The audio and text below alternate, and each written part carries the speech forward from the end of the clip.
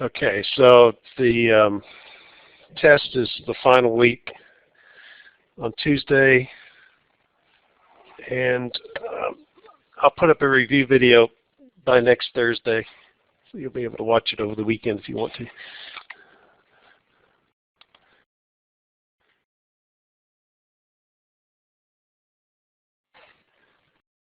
So we were talking about how you deal with decimals and fractions. So if you have a fraction, you're going to multiply by a quantity that eliminates the fractions, which in its simplest case would just be multiplying the denominators together and then using that number to multiply every term in the expression. And that way you don't have to deal with fractions until you get to your answer if there's a fraction in your answer. The other case is if you have decimals. And again, you could do everything in decimals, but it's easier to deal with whole numbers. So you have to decide which factor 10 I need to multiply to get rid of the decimal part of the equation. So looking at this particular equation, we've got 200s, 800s, and 400s. So then we've got two digits to the right of the decimal point. So that's going to mean we're going to multiply by 100. If I had, like 0.021, I'd have to multiply by 1,000. So it's the number, the multiple of 10, which eliminates the decimals. So in this case, because there are two digits in all of these terms, I'm going to multiply everything by 100. So, and you only apply this to one of the terms in the product. So if I had a decimal here, I wouldn't multiply. Well, even if I didn't have a decimal, you don't multiply each term by 100. You just multiply each group of terms. So in this case, the 200s become 2. 0.02 times 100 is 2. I leave just the 50 alone because I'm already taking care of the 100. The 0.08 becomes 8, and the 0.04 becomes 4. And so at that point, you just got to use the normal techniques for solving linear equations in one variable. So the first thing to do is to get rid of any parentheses by multiplying out.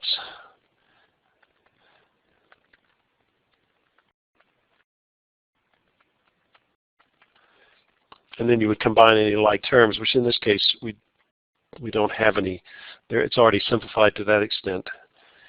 And then you want to isolate the variable term. And I always isolate the bigger one just so it comes out positive. So I would add the additive inverse of the term on the side that I'm not trying to isolate things. So since I'm trying to isolate the variable on this side, I go to the other side, take the additive inverse. And then likewise, I want this to have just variables, so I need that to go to the other side. So I add the additive inverse of 200. And so when I do that, I'll get 40 minus 8, which is 32. So I get 32x. And over here, I would get, oh, I knew something was wrong. 4 times, that shouldn't be 40. I was like, something's wrong. Okay, let's fix that. I knew the answer was a whole number and I wasn't getting a whole number, so I decided, okay, so that's 4x, not 40x. Now, since this one's larger, I'm going to go the other direction. So I'm going to subtract, or I'm going to add -4 to both sides. That gets rid of the variable term on the right-hand side. And likewise, I'm going to subtract 100 or add a -100 to both sides, again, to isolate the variable term. So this goes to 0. This will become 4. Here we'll have 100. And then you divide both sides by 4. And you get x is equal to 25. Okay. So again, a word of warning. I'm going to be a little bit more hard-nosed about it this time. If there are decimals in the original equation, multiply it out. If you just say, I'm just going to use decimals because I forgot what he said or whatever, that's not an excuse. Yeah. Oh, for the homework? Yeah, it's okay for the homework, but don't do it on the test, okay? So,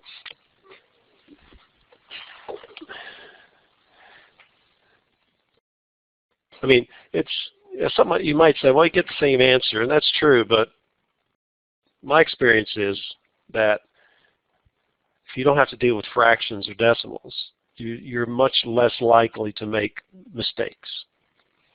So this is not, so you may get it right sometimes, but you're more likely to not get it right if you don't do it this way. So you just need to do it. Okay, the last thing we're going to talk about in this section is it was back here. We didn't go over it, but it's solving for a specified variable. That's not what I want to do. Let me go there. So what that means is that if you have an expression and the expression either contains more than one variable or all variables, how do you solve the equation for one of the specified variables that's not the one that's already explicitly solved for? And you'd actually do this a lot if you take business classes, probably, especially if you take any kind of science, something like physics, definitely. So you're using the same rules and basically the same process. And I'm not going to read this because it's somewhat confusing.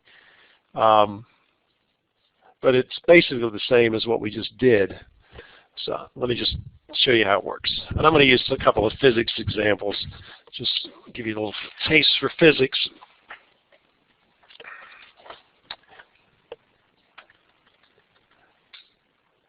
So they're laws of physics, and these just a sampling of them. This one, so it's an equation, and each one of these variables represent something important.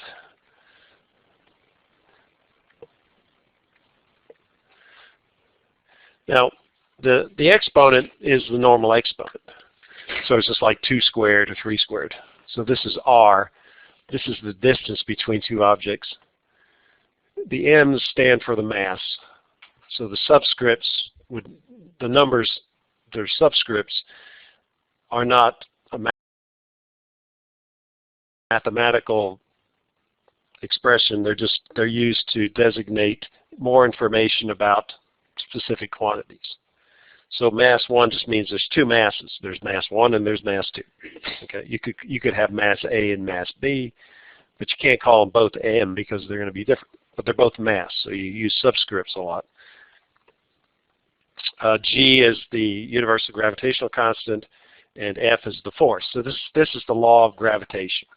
It says that if you have two bodies, a distance r apart, so this is about a meter apart from the center of my body, the bodies that I'm pretending I'm holding, and there's going to be a force of attraction between those two, and the force is going to be equal to some constant g times the mass of one object times the mass of the second object divided by the distance between the objects squared. So where is that useful? Well, it's useful in keeping me attached to the Earth. The distance here would be the distance from my body to the center of the Earth. The mass would be the mass of the Earth and my mass, and g is just a constant. And so the force they're talking about is the weight, my weight. And it's the force of attraction. And if I didn't have weight, I would just float off into the air and I would just go into space. So it's important. So the question is, what are we talking about here? Because this is an equation that has all variables. But you don't always, and this is the usual form you see it in, but a problem may be formulated where you know the force and you're trying to figure out what the mass is. Or you know the force, you know everything except one variable, but you're not solved for that variable. One way to do this would just plug the numbers in and then have just numbers and then solve it. But in physics, it's better to solve algebraically for the quantity that you're interested in. So what I'm going to do is I'm going to say solve for M1. So that I know everything else. How do I solve this equation for M1? Well, when you have ratios, you don't have any addition or subtraction. You just have stuff multiplied and divided together on one side and the same on the other. The best thing to do is to create a ratio on either side, because by solving for f, it doesn't look like a ratio. But if you create a rational number by just putting 1 in the denominator, then it becomes one ratio is equal to another ratio. And so, you know, you might see it in a math perspective as A over B is equal to C over D. And, you know, how do you deal with equations like this? Well, the basic idea is that anything that's in the numerator on this side, if you want to move it to the other side, you put it in the denominator. And anything that's in the denominator on one side, you want to move it to the other, you move it to the numerator. So we can do the same thing here. What we're trying to do is we're trying to solve for this. We want this to be in the numerator by itself. So what I want to do is I want to move this down there. I'm going to move that down there. I'm going to move that down there because I'm moving across the equality. And I'm moving this up there. And by moving those things around, what I'm going to have is f times r squared divided by g divided by m2 equals m1. So the m1 is the only thing left, and you can just switch it around. So m1 is equal to f times r squared divided by g times m2. And now you have this equation. Then you can plug the numbers in once you've done the manipulation. And people who take physics initially, their inclination is to plug the numbers in here, and you'll just have one number. You'll just have the variable left, and then you do and then you just do the math with the numbers, divide and multiply. The reason this is pushed is because, hey, if I have another problem that has the same configuration where I know everything here and I don't know that, I don't have to redo the whole thing. I don't have to redo all the math. I just plug the numbers in and do the simple calculation. So it's ultimately, in the long run, it's just a more efficient way of doing things.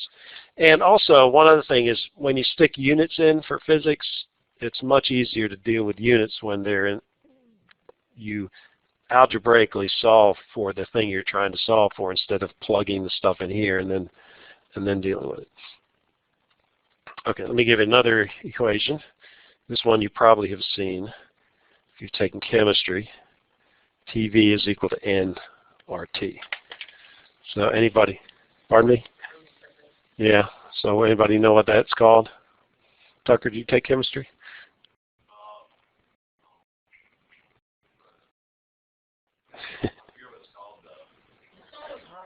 So what is P? Do you remember what in pressure?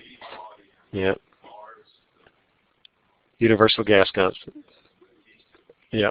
And N is T is temperature. N is it's the number of moles. Yeah. So this is called the ideal gas law. And this actually applies for gases where the density is low enough that you basically just have molecules bouncing off walls and into each other, but there's no other interactive forces. It's just like collisions of stuff bouncing off them.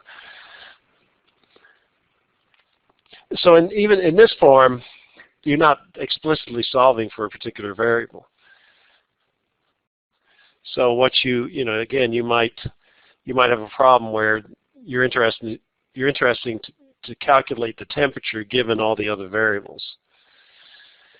So you can do the same kind of thing. If I create ratios on either side like this, put a 1 in both sides, And let's say I ask you to solve for t. So I want to isolate t by itself in the numerator.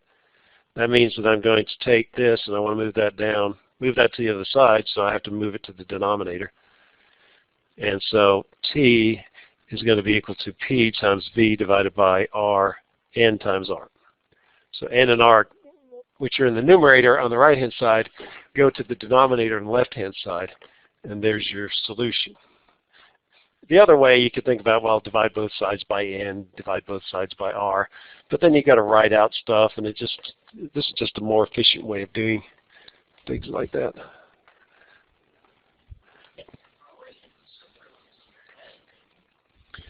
Yeah, if I was doing it, I wouldn't draw arrows and stuff. I'd just say I'm going to move it down, and it's kind of like what we talked about last time. And sometimes instead of adding or subtracting something to both sides, if you just move it to the other side, like an addition thing, and you just change the sign, sometimes it's easier to do in your head that way than it is to think about creating an entirely new row where you subtract and add stuff.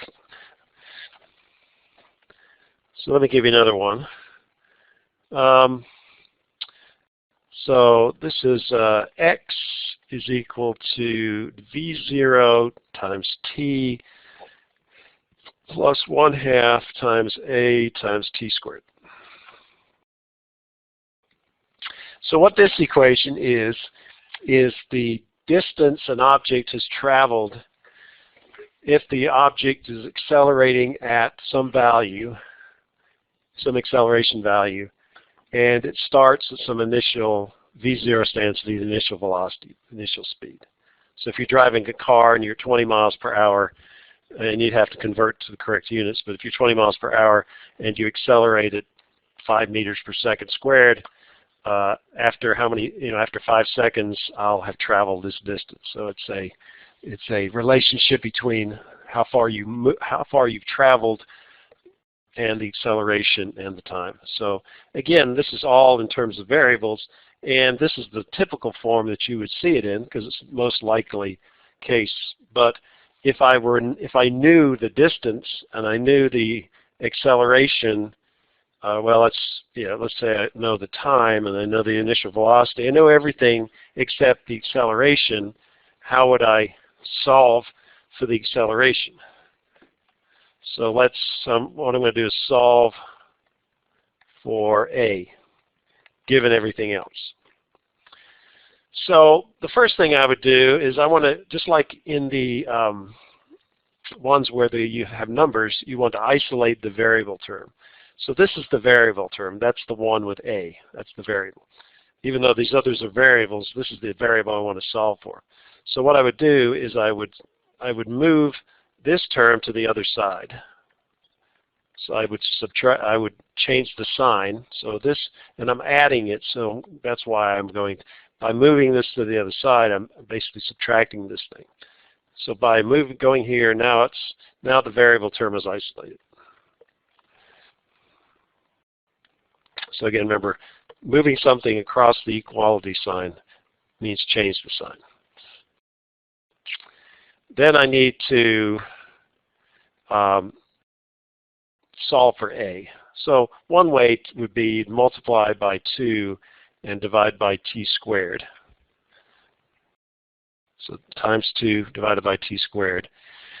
In that case, you would take the whole quantity on the left-hand side. You'd put parentheses around it like this so that you knew that I was going to do this to everything.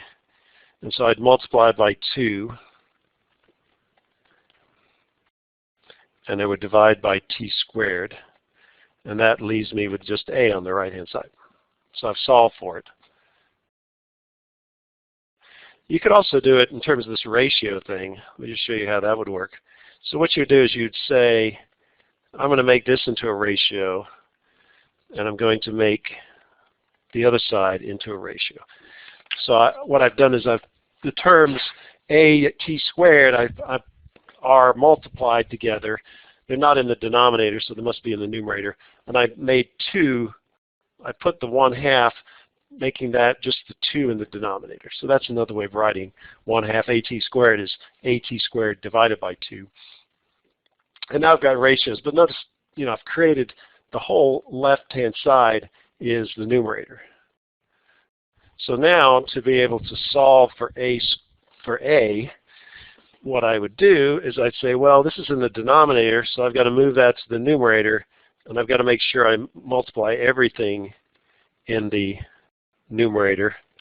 So this stuff's going to go up here, but it's got to multiply everything. So you might even put a once you do this, you might put parentheses there just to clarify that this is, if anything happens to this, it has to happen to all terms. And that's what the parentheses is saying. So I move this up, and I take the t squared, and I move that down to the denominator, because it's moved across equal. So I get 2 times x minus b0t over t squared. And there it is. It's the same result.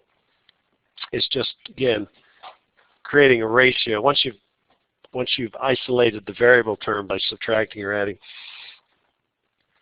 And one last example is the conversion from degrees C to degrees Fahrenheit. And it is, let's see, degrees C or degrees Fahrenheit is degrees C times 9/5 plus 32.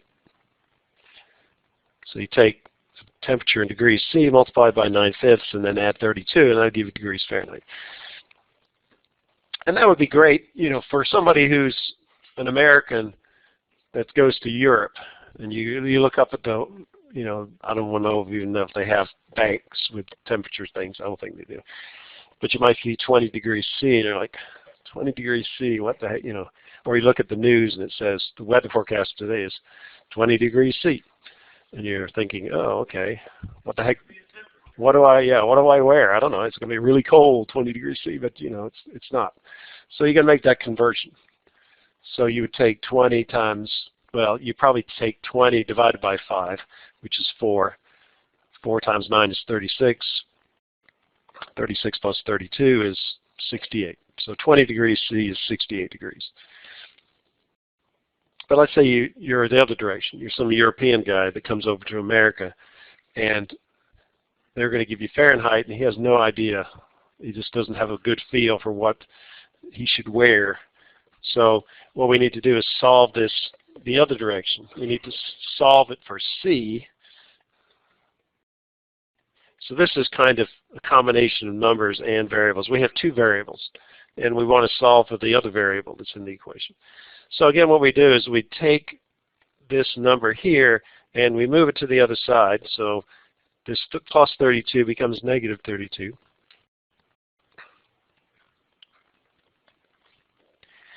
And then you can say, well, I can either multiply by 5/9 to make this 1, or I could create a ratio again. So let me just do that. And what I'm going to have is C times 9 divided by 5 on the right-hand side, degrees Fahrenheit minus 32 on the left-hand side. But I put a 1 here to make that a ratio. Let's put some parentheses around it. So now the number that's in the denominator, the numerator goes to the denominator on the other side. The number that's in the denominator goes to the numerator.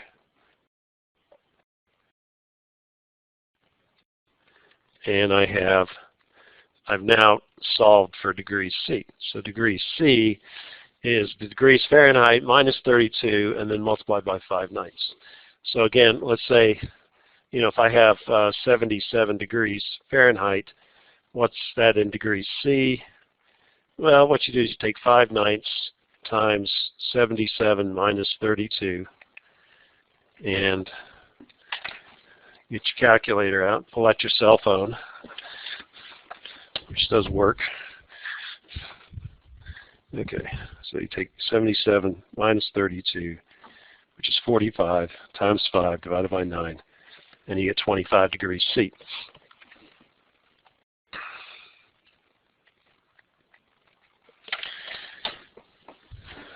So here's a little tidbit. So every 9 degrees Fahrenheit is 5 degrees C. So that's the way I try to remember when I'm listening to my BBC and they give the weather forecast. I'm still trying to work on it. It's very slow. So like you start at 32, so you add 9. That would be, so 41 is 5 degrees C. Add 9, 50 Fahrenheit is 10 degrees C. Add 9, 59 is 15 degrees C. 68 is 20 degrees C. 77 is 25 degrees C. So then the next one, 77 plus 9 is 86. So 86 is 30 degrees C, and so forth. I'm still not very good at it, but that's what I do. Pardon me? Yeah, that's an interesting thing because we were planning on going to metric, and I think it was partially nationalistic. We've been doing it this way, and we're, I think if we were close to Europe, I mean, even England has most is metric, but they still have a few things that they don't do metric. The distances on the roads are miles. They still don't do kilometers there, and your speedometer says it actually has a dial. It'll do both of them. It's not a digital thing. So they still stick with that. Of course, they're still using the pound, and now they're exiting the Brexit thing. So okay, I gave you the homework assignment last time, so there it is. By the way, oh, that reminds me.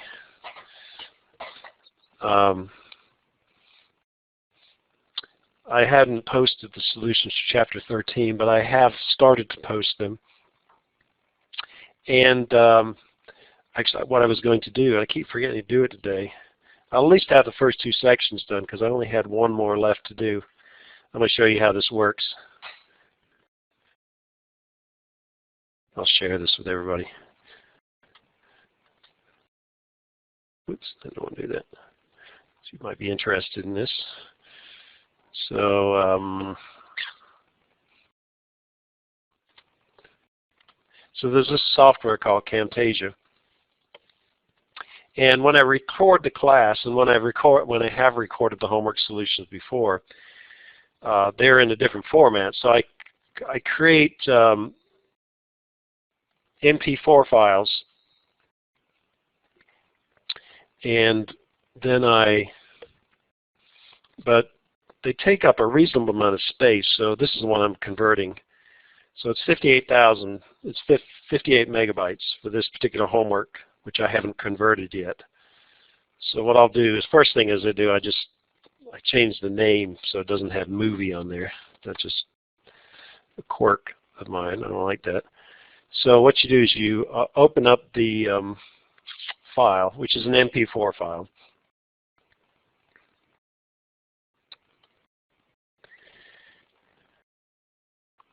And then you can insert it onto the timeline, which means I'm just inserting it so I can modify it. And I usually use this resolution. And what I've done is I take this, so here's my homework solution, and I clip out the stuff that's not really useful. So I figure that saves me space. I do the same thing on the other side. So I'm just cropping it.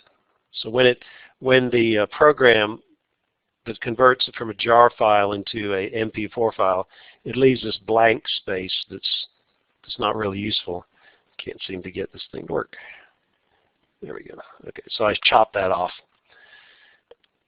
And if there was anything on the front or the end, this is what I do with my classes. Is if I talk a little bit while I record but haven't started class, I'll chop that out of there. You can cut stuff out of your recording. And I save the project, and this is under section 2, and it's, I forgot the name, the numbers here. Where is it? I have to go back. Hold on a second.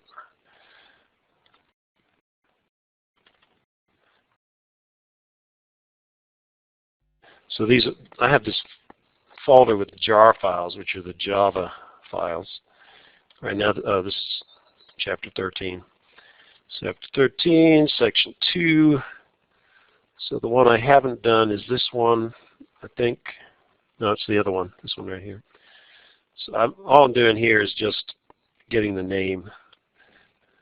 So I copy that, Control C, and then so now I'm going to copy that in there. And so what it's a Camtasia file. It's not an MP4 file. Then I do produce, and I've been doing this MP4 with video player up to 720p, and then I push next, and then I make sure it's on the right folder, so I know where it is later.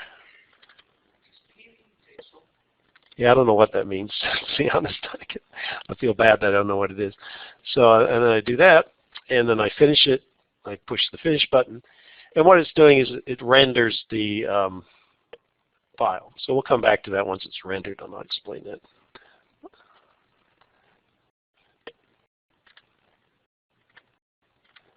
So hopefully before I leave today, I'll have at least sections 1 and 2 from Chapter 13 completed, so you can go check those out.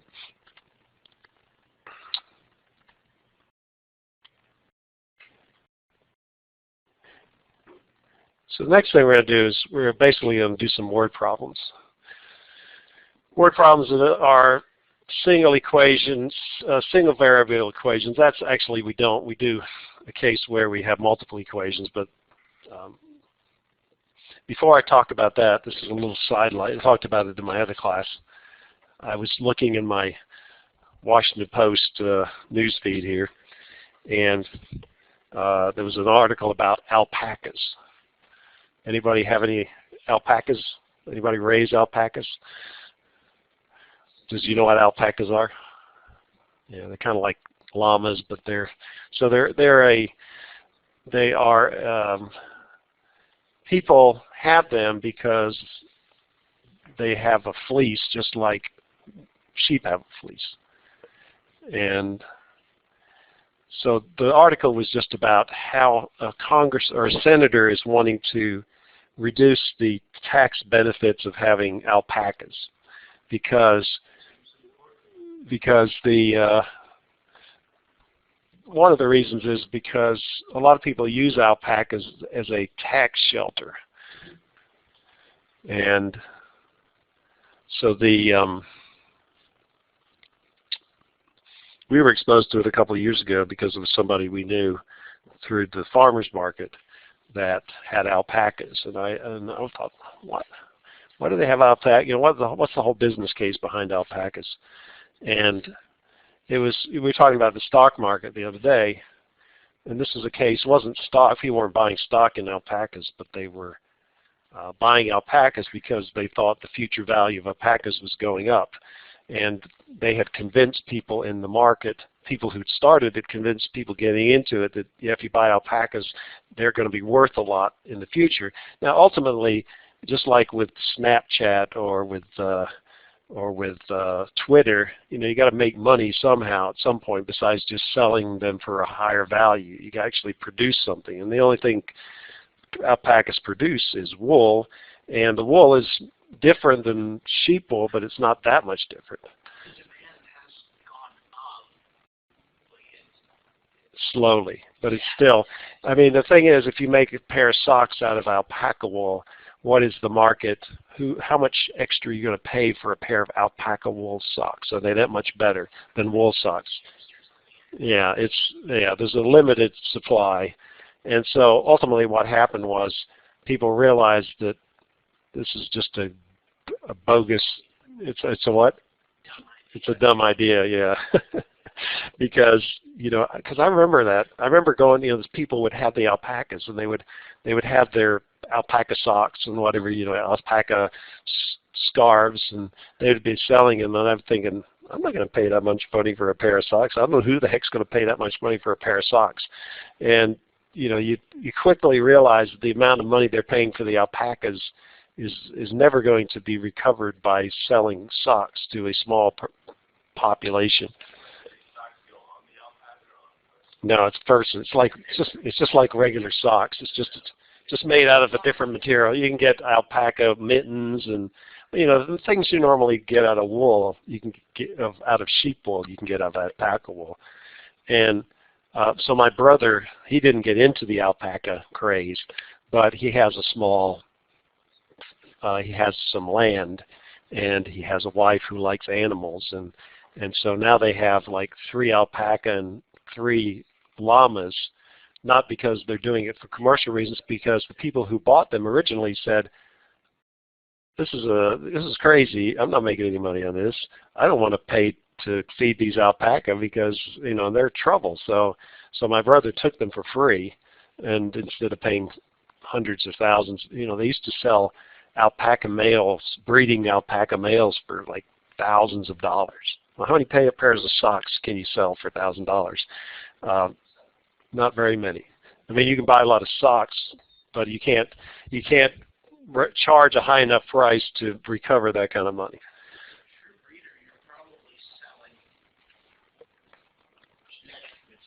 Yeah.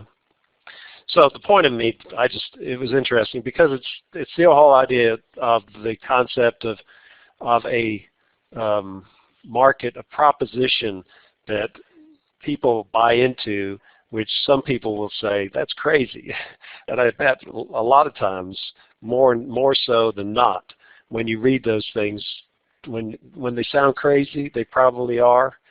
So if you have some uncle that's trying to sell you some stock and you're looking at it and that just doesn't make sense. Follow your instincts, especially when your instincts are skeptical.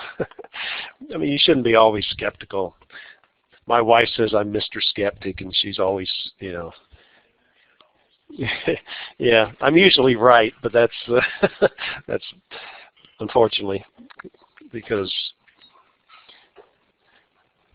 anyway, that's.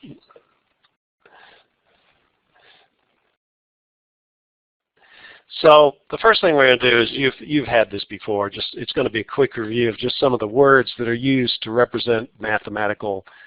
So you can convert a word problem into a math problem. So we're going to look at addition, subtraction, multiplication, division. So here's some of the words. The sum of 2 numbers. 6 more than a number, so many more, that's addition. If it be less, then it'll be subtraction. 3 plus a number, that's obvious what it means. Added to, increased by, the sum. So you can, when you're doing the word problems, you can refer this. I don't expect you to remember, all of these and become fluent at it, but there are specific words. I guess there are the nouns, that's a noun, right? The sum that represent the different mathematical operations. Subtraction, 2 less than a number, so that would be, you would subtract 2 from the number. If you have an expression that uses the word number, that number is usually x. So you replace number with x.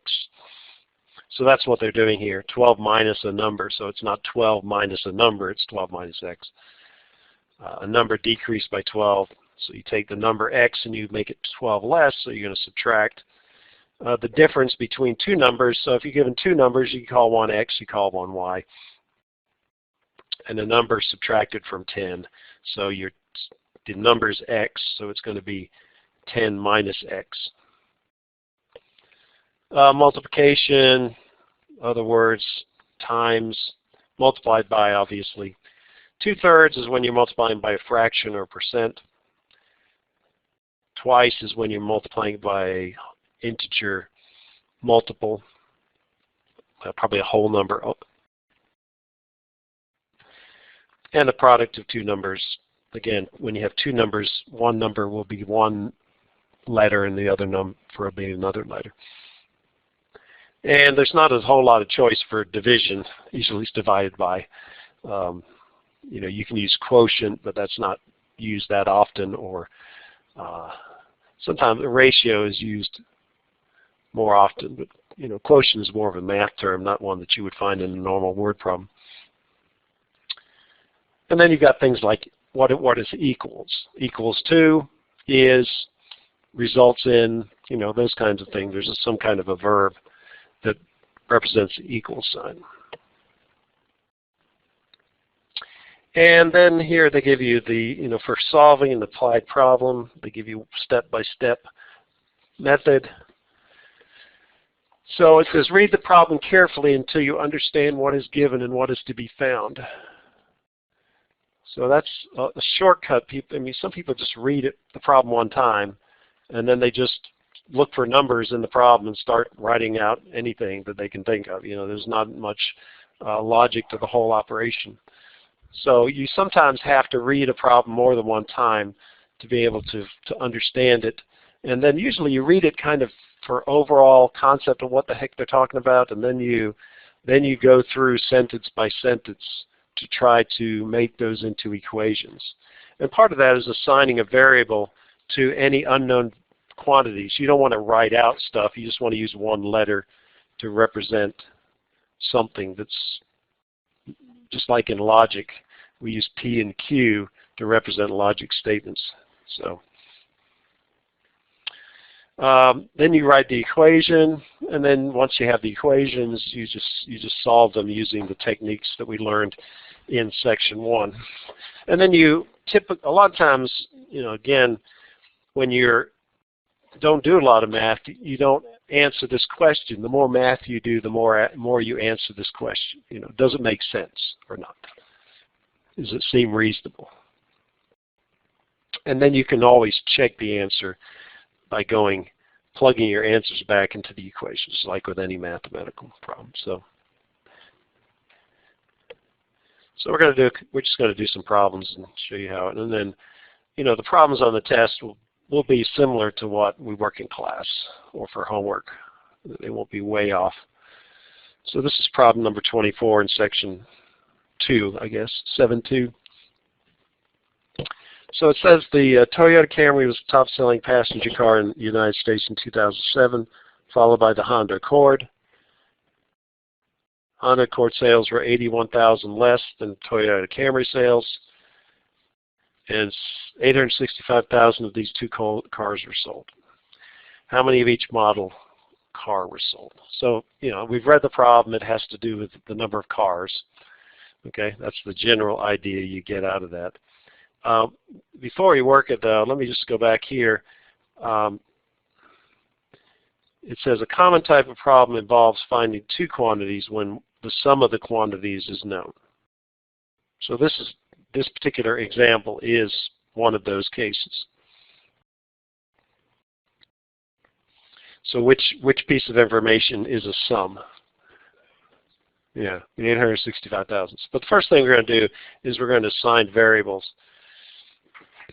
So typically, just like we did earlier with the physics problems, the letters typically represent something to do with the quantities. So I'm going to use the letter A to represent the number of Honda Accords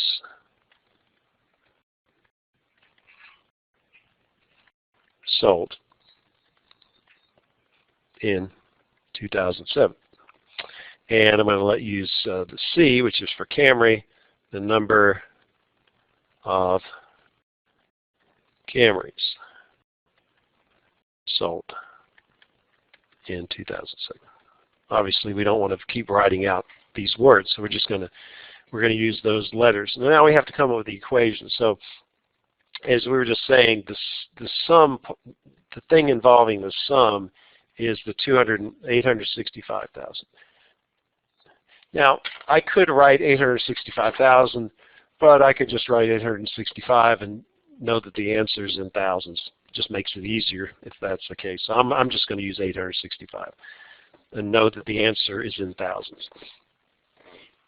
So next we need a second equation, because we've got the, this is not just for any math class. If you have more than one unknown quantity, you need the same number of equations as you have unknowns. So we need one more equation.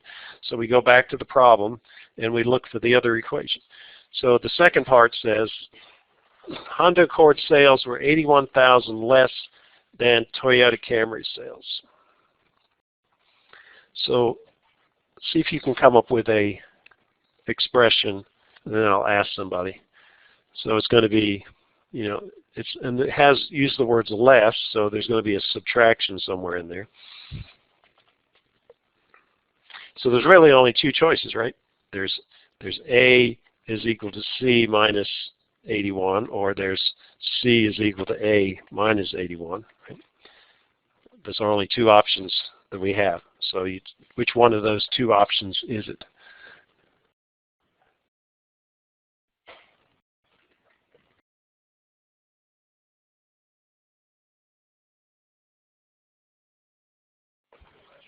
Huh? Oh, I'm just letting you think about it. So let's see, we'll take a vote. So how many people think it's that one? How many people think it's that one? So we had a vote, one vote on this, right? You think it's that one too? Yeah, because you go back here and look at it, is Honda Accord sales were 81,000 less. So Honda Accord sales were equal to the number of Camry sales minus 81,000. So this, if you put numbers in there too, if you just pick 500, Camry is 500, then A is going to be less than 500. It's going to be 419. So you could always plug in a number, just any arbitrary number, to see whether it agrees with what the problem says.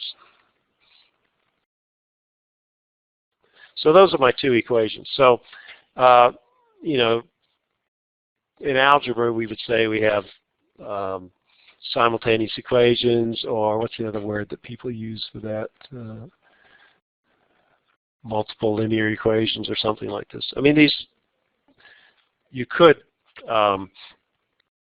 think of these as linear equations, but we're not actually doing that's chapter 8. We're just talking about what we want to do is we know how to solve equations of a single variable. These have two variables. So typical, all these problems that you do in this section, you have something where you're adding stuff together, and then you can substitute the second equation into the first equation and get it in terms of a single variable. So what we're going to do is, instead of having A in the first equation, we're going to use the expression from the second equation. So for A, we're going to put in C minus 81, and then we have C again. And now we have a single equation, single variable equation. So what do? We remove the parentheses if there are any there. You're like, why did you put parentheses in there anyway? It was just to make sure you understood that I was substituting this for that. It was just a convenience thing. I didn't have to use the parentheses. And just a second. Yeah, I just have this fear I'm forgetting to record this. Okay, so you combine like terms.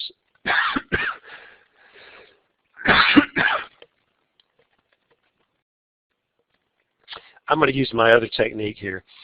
So I'm going to take this term and I'm going to move it to the other side. So I change the sign. And now I do the addition. Okay. So I could have added 81 to both sides. The other option is to take the number and move it to the other side and change the sign.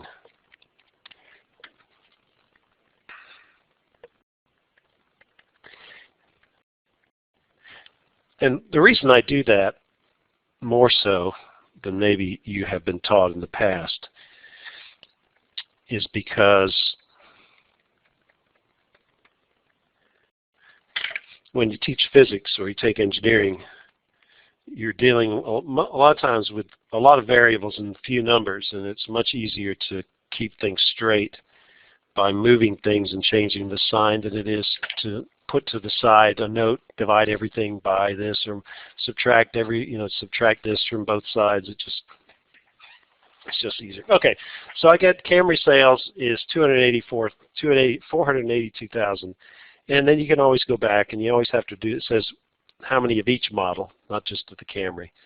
So this equation that you've used for substitution always gives you the equation to solve for the other variable. So I'll write that down. A is equal to C minus 81. So I solve for C.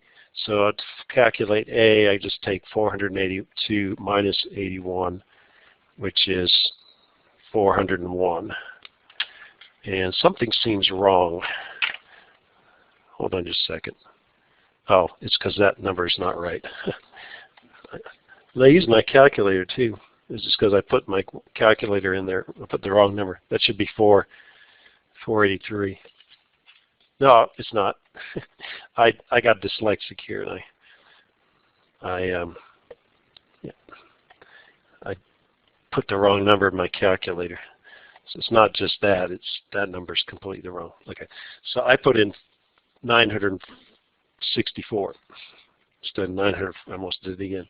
946 divided by 2 is 473. Yeah, that makes more sense. 473. So I go over here and fix that. So 473 minus 81 is 392. And that's the answer. Okay, so that's how those problems work. So you'll have a couple like that. I'm going to work another problem here in a minute. It's a little more difficult. But before we do that, we're going to do a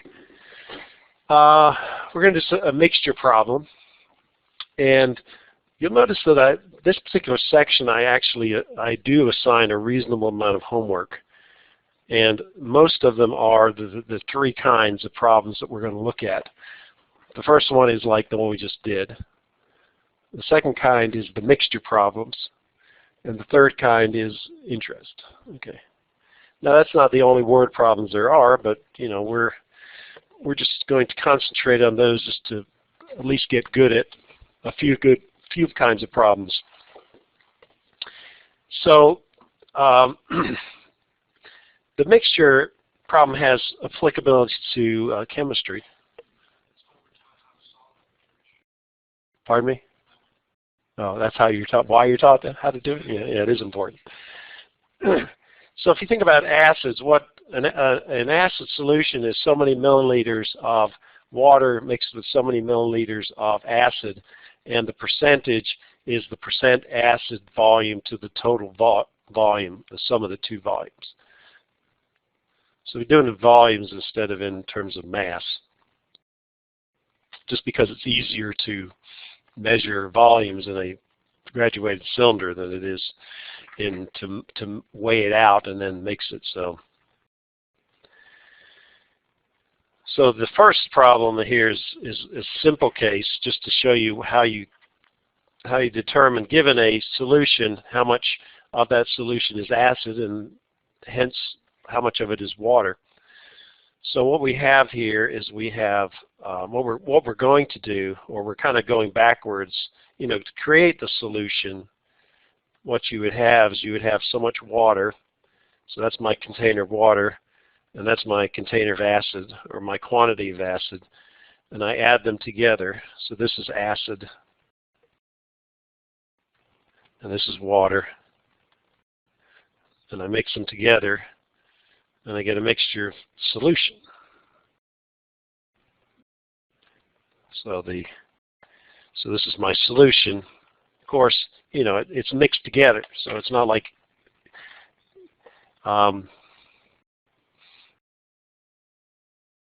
we did this in physics where we were taking ice, which you have a mixture of ice, solid water, and liquid water. And you know, you could mix them together and then they stir them up and the ice melts in the water, and you lose the identification of which part was ice and which part was initially ice and which was originally liquid. You could put them in the ice in a baggie and put that inside, and they would melt still. And in that case, the baggie plastic would keep it separated, so you'd know which part was originally ice and which part was originally water, liquid water. Same things here. Of course, you're going to, you know, in this case, you're not going to put it in a baggie because it wouldn't do you much good. But you know, some percentage of this. So what we have is this 14% solution, and it says the volume of the solution is 500 milliliters. And we have pure acid and we have pure water. So to calculate the amount of pure acid, so we'll say the volume of pure acid, by the definition of what we're talking about, solution, all you do is you take the decimal equivalent of 14% and multiply by the volume of the solution. So it's 4.14 times 500, which is 70 milliliters. There's your answer, 70 milliliters. Okay, what that also, they don't ask you for it, but that means that the volume of the water is going to be equal to 430 milliliters. So we mix 430 milliliters of pure water with 70 milliliters of pure acid to give us 500 milliliters of solution. And you know, the key thing here is because there is no reaction between the acid and the water, the volumes just are added, the masses are additive and the volumes are additive.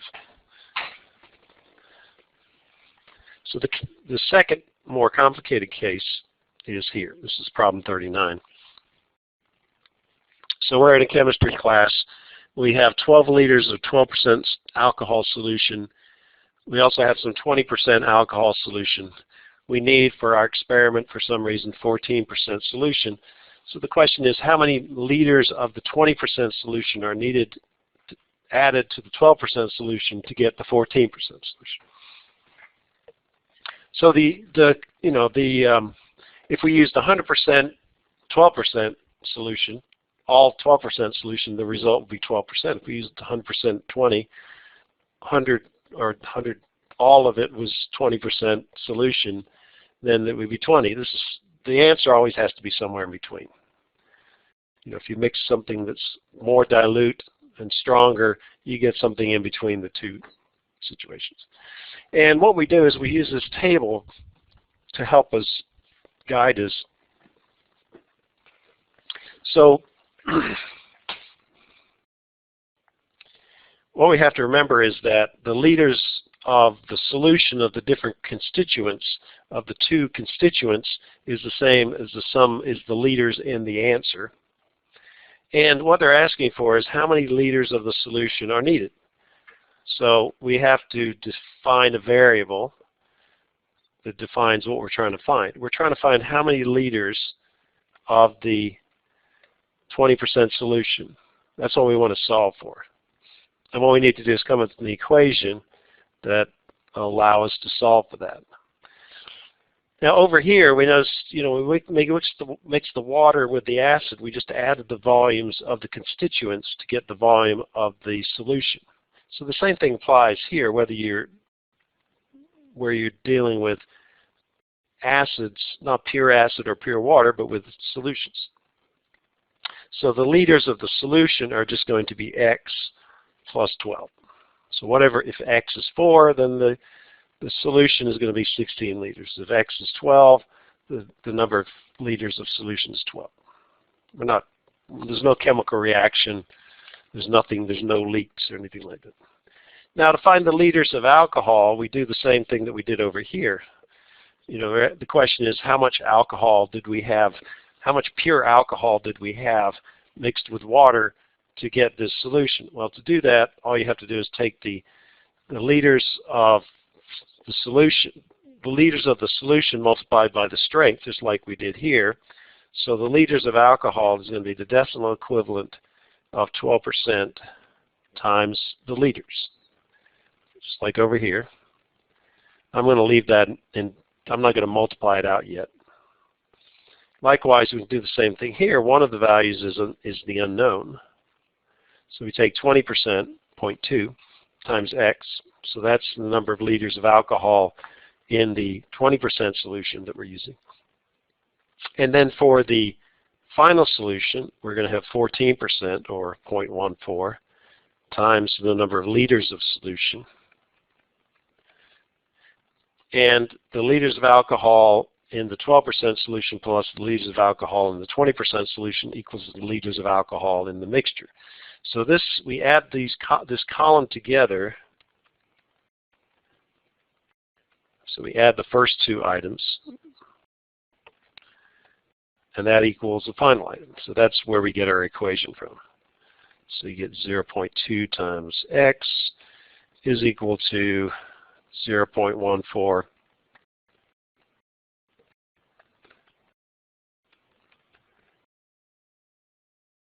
times x plus 12. So there's our equation, linear equation in a single variable. The variable is x. This equation doesn't help us any because we're actually creating the equation. X plus 12 equals x plus 12. That's an identity kind of thing. That's not going to help us solve it. But the second equation is, now we're going to use the fact that these are decimals to multiply by 100. We're going to multiply every term by 100, and so the expression becomes this. So every decimal in front becomes a whole number. Again, we could solve it using decimals, but it's easier to do it this way. So let's multiply it out. So we get 144 plus 20x equals 14x plus 14 times 12, 168. So we have multiplied by 100 to get rid of the decimals. We've distributed all the numbers so that there are no parentheses left. And now we don't have to combine like terms because there's only one variable term and one constant term on each side. We want to isolate the variable term, so we're going to add the additive inverse of the term on the right-hand side to get rid of that there. And we're going to add the additive inverse of this to both sides. So that goes to 0. 20 minus 14 is 6. That goes to 0. 168 minus 144 is 24. Divide both sides by 6. And we get x equals 4 liters. So that's the answer. Now, does it make sense? Well, let's just think about it. You know, if x was 12, I'd have equal amounts of these two solutions. So the answer's in the middle. Whenever you have equal amounts of two different quantities, the result is in the midpoint. So that would give me 16%, okay? So to get a percentage lower than the midpoint, which was 16, I'd have to add less of this. So 4, the answer 4 is less than 12. That was my ballpark number. So it makes sense that it's less than that. And it is true. Okay, so that's the answer. That's how these mixture problems work. So I'm going to let you work on some homework problems, and then we'll probably, I'll definitely put one in the review. I may do another one in class before the test. So those are mixture problems. The last problem we're going to do here today is another one like the first problem. This one actually involves 3 variables, but it's the same process. There's going to be one equation that involves the sum, and then there are 2 other ones that involve something else. We'll have to look at it. So we read it at first. Let's just read it through one time. In 1 week, an office manager booked 55 tickets, divided among 3 airlines. It doesn't say divided equally. It just means there's 3 airlines to be sold. He booked 7 more tickets on American than on United. On Southwest, he booked 4 more than twice as many tickets as on United. How many tickets did he book on each airline? Okay, first thing is to assign variables, names. Actually, what I'm going to do here,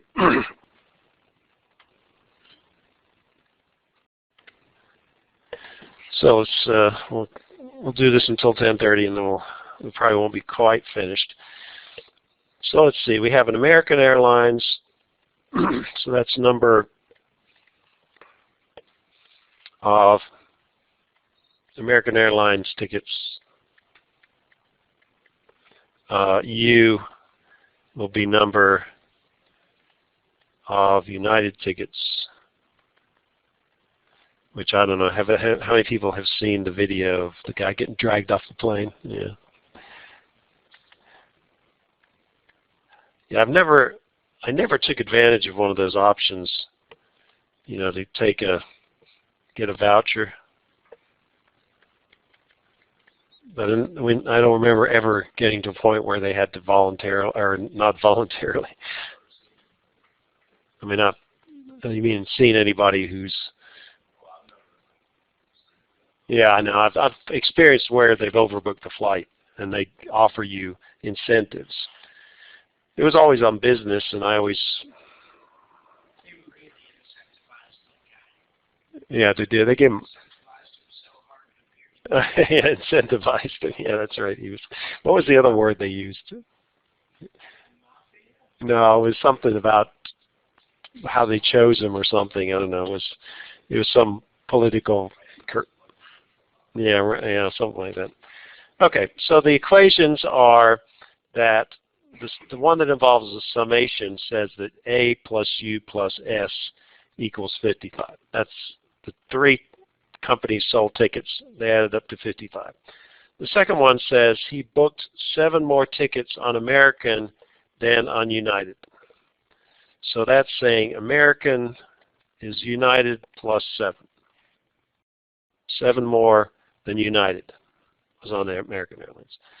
And then the last one, on Southwest, he booked 4 more than twice as many United tickets. So that's the third equation.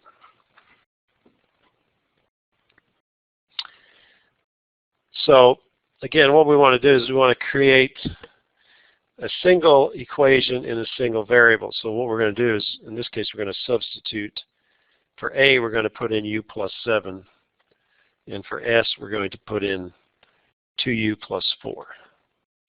So the first equation becomes U plus 7 for A. We keep U from the second part. And for S, we put in 2U plus 4, and that still equals 55. So now we have a single equation in a single variable. So we combine like terms. There's 1, 2, 3, 4 U's. 7 plus 4 is 11. We add the additive inverse of 11, which is negative 11. So that eliminates 11 from the left-hand side. So we get 4U is equal to 55 minus 11, which is 44. And you divide both sides by 4. And you get U is equal to 11. And again, once you have U, you can go back to these two equations. So when we know that U is 11 from here. So what were the other two? A is equal to U plus 7, or 11 plus 7, which is 18. And Southwest is equal to 2 times U plus 4. So it's 2 times 11 plus 4, which is 22 plus 4, which is 26. So those are the answers. United 11, American 18, Southwest 26. So we'll do a bank problem on, let me go ahead and assign the homework here. Let me give you the homework assignment. There's a fair number of problems. So there we go. So that's section 2. That'll be due next Thursday.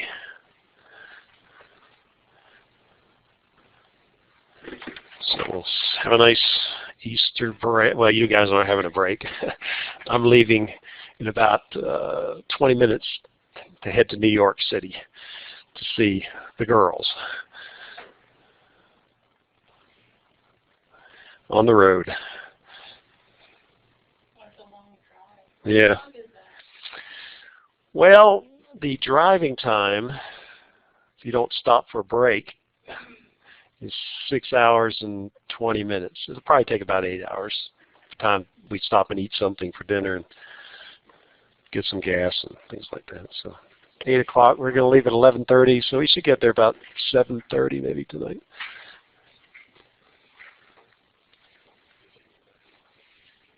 Are you doing anything special while you're in the city?